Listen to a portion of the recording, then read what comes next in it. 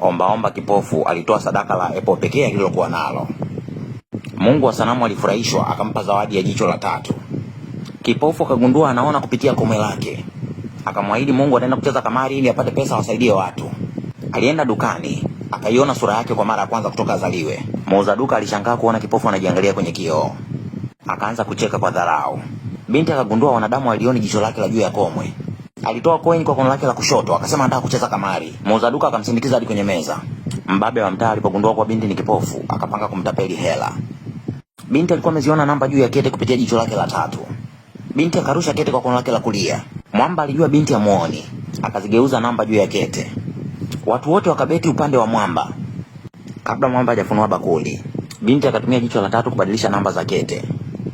Mwamba alivyoziona zile namba, alidaka kichizi. Hakuna aliyejua kilichotokea. Kipofu akashinda hela kama zote.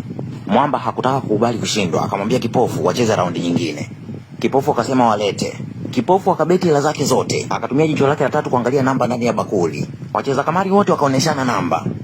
Kipofu aliona mchezo wote anaochezewa na hawa wana. Aliwapa onyo wasibeti upande wa Mwamba. Hawakutaka kabisa kumsikiliza. Wakabeti hela zao zote upande wa Mwamba. Wakasema wanamsupport Mwamba, Mwamba atashinda. Ukifunua bakuli, kete zitaonesha namba moja. Ukifunua bakuli, kete zitaonesha namba yoyote. Kila mtu alimcheka kipofu.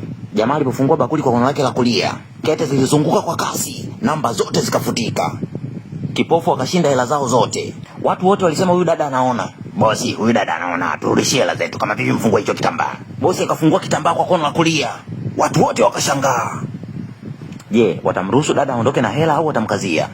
Comment hapo chini kama unahitaji muendelezo. Kabla hujaondoka, hapo chini kuna story ya mtoto wa bilionea aliyempenda dereva boda boda. Pia hapo chini kuna story inahusiana na mwanafunzi ambaye aliona liwalo na liweka kutongoza mwalimu wake. Pia hapo chini kuna story inahusiana na mchungaji ambaye alitaka na binti mwenye pepo la ngono. Story zote hizo zinaisha hazina part 2 wala nini. Naomba like, subscribe, comment, share. Usipotaka usisubscribe, usicomment, usishare, usilike. Simu ni ya kwako, bando la kwako. Sikupangii cha kufanya. Kumbuka hakuna Fredflix TZ bila wewe. Asante kwa support yako. Sasa hivi tuna subscribers zaidi ya 50,000.